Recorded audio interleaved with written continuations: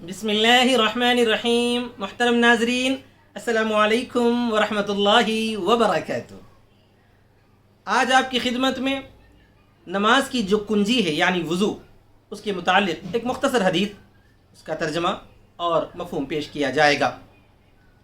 عن عثمان رضی اللہ عنہ قال قال رسول اللہ صلی اللہ علیہ وسلم من توضأ فأحسن الوضوء خرجت خطاياه من جسده حتى تخرج من تحت أظفاره أو كما قال صلی اللہ علیہ وسلم. رواہ مسلم.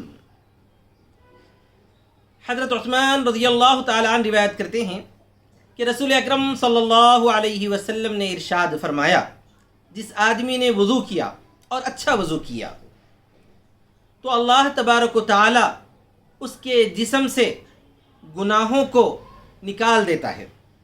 اس کے جسم سے گناہ نکل جاتے ہیں، یہاں تک کہ اس کے ناخنوں سے بھی گناہ نکل جاتے ہیں. اس حدیث کو امام مسلم نے روایت کیا ہے. ناظرین محترم، اس حدیث میں یہ بات بتائی گئی ہے کہ وضو جہاں نماز کی کنجی ہے، وضو کرنے سے آدمی پاک ہو جاتا ہے، صاف ہو جاتا ہے اور نماز پڑھنے کے لائق ہوتا ہے، وہیں وضو کو بھی ایک خاص عمل بتایا گیا ہے. اور اگر وضو اچھے انداز میں کیا جائے گا، یعنی یہ کہ پاکی کی نیت سے کیا جائے گا، نماز پڑھنے کی نیت سے کیا جائے گا اور دعا پڑھ کر وضو کو شروع کیا جائے گا، اور وضو کے درمیان کی جو دعا ہے وہ بھی پڑھی جائے گی، اسی طرح وضو کے بعد کی دعائیں پڑھی جائیں گی. تو جب وضو اس انداز سے کیا جائے گا تو اللہ تبارک و تعالیٰ نے وضو کے اندر یہ خصوصیت اور فضیلت رکھی ہے کہ وضو کے طفیل اس کے کیے ہوئے گناہ معاف کیے جاتے ہیں. اللہ تبارک و تعالیٰ وضو کی وجہ سے گناہوں کو جھڑا دیتے ہیں. مسلم شریف ہی کی ایک دوسری حدیث ہے جو ذرا تفصیلی ہے. اس کے اندر اللہ کے رسول صلی اللہ علیہ وسلم نے بڑی وضاحت کے ساتھ بتایا ہے کہ جب آدمی اچھے انداز میں وضو کرتا ہے اور چہرہ دھوتا ہے تو چہرے کے دھونے کے ذریعے اس کے وہ گناہ معاف کر دیے جاتے ہیں جو اس کی آنکھوں نے کیے ہیں، جو اس کی زبان نے کیے ہیں. اسی طرح پر بندہ جب ہاتھ دھوتا ہے تو وہ گناہ معاف ہو جاتے ہیں جن کو اس نے ہاتھوں سے کیا ہے، یعنی کسی گناہ کے کام کو اس نے پکڑا ہے یا کسی گناہ کی طرف اپنے ہاتھ اٹھائے ہیں، تو اللہ تبارک و تعالی ہاتھ دھونے کے ذریعے یعنی وضو میں ہاتھ دھونے کے ذریعے ان گناہوں کو معاف فرما دیتے ہیں.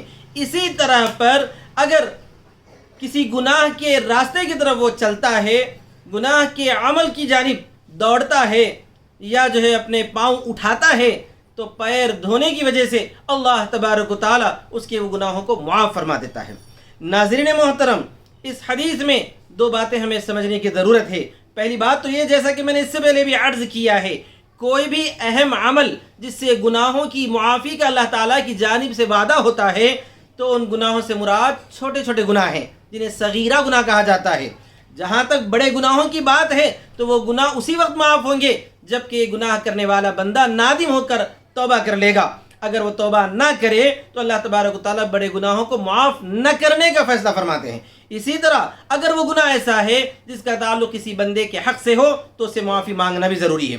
تو اس بات کو بھی یہاں پر پیش نظر رکھی جائے.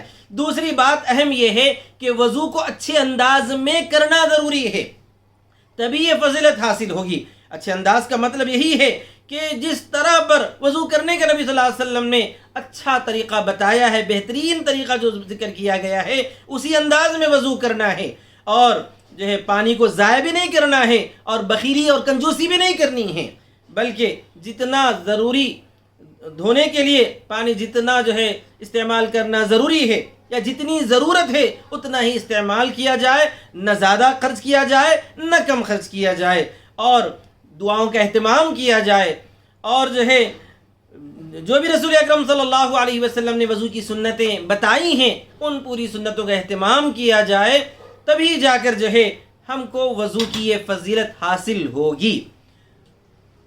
تو اس حدیث مبارک کا پیغام بس یہی ہے کہ جس طرح پر بعض وہ عبادتیں ہیں جو خالص عبادتیں کہلاتی ہیں، لیکن ساتھ میں ساتھ کچھ ایسی عبادتیں بھی ہیں جو بڑی عبادتوں کی طرف پہنچنے کا ذریعہ ہیں، لیکن خود یہ بھی عبادت بن جاتی ہے جبکہ اس کو بھی اچھے انداز میں اور سنت طریقے پر انجام دیا جائے. جیسے نماز اصل عبادت ہے، اس عبادت کے کرنے کے لیے وضو ضروری ہے، لیکن وضو کو بھی اگر اچھے انداز میں کیا جائے گا، اہتمام سنت کا خیال کرتے ہوئے کیا جائے گا، تو پھر وضو بھی عبادت بن جائے گا اور اس پر بھی اللہ تبارک و تعالی اجر و ثواب عطا فرمائیں گے. تو ناظرین محترم، میں اللہ سے دعا کرتا ہوں کہ اللہ تعالی ہم سب کو اچھے انداز میں وضو کرنے کی توفیق نصیب فرمائے اور وضو کے جو فضائل ہیں ان سے مستفید ہونے کا موقع عطا فرمائے. آمین وآخر دعوانا الحمدللہ رب العالمین، والسلام علیکم ورحمۃ اللہ وبرکاتہ.